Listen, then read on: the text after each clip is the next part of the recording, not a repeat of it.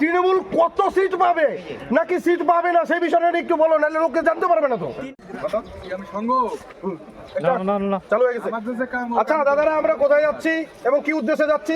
Kolkata brigade প্রধান মোদীজির ডাক, তো ভেলাকাপে এসে পৌঁছালাম। এক ভর্তি সমর্থক একদম পুরো, এবং শুয়ে বসে যাওয়া, এবং সঙ্গে ব্রেক চলছে।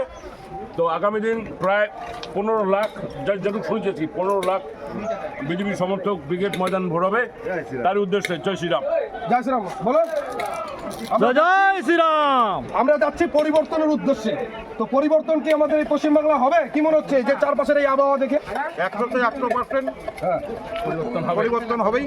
জয় শ্রীরাম। জয় শ্রীরাম। আচ্ছা বাপ্পা বলো, দুটো কথা বলো, ক্যামেরার সামনে বলো।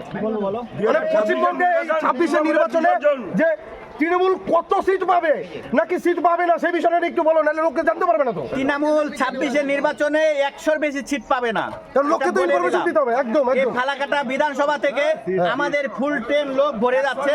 এতেই বোঝা যাচ্ছে যে পশ্চিমবঙ্গের জনগণ এবার কি চাচ্ছে। 100-র বেশি সিট পাবে না তৃণমূল কংগ্রেস। পরিবর্তন কেন দরকার? পরিবর্তন কেন দরকার বলো। পরিবর্তন দরকার হলো হিন্দুদের স্বার্থে পরিবর্তন দরকার। আজকাল যে দুর্নীতি চলছে, এই জন্য পরিবর্তন দরকার। নারী নিরাপত্তার স্বার্থে পরিবর্তন দরকার। একদম একদম একদম দামি কথা বলছে এটা।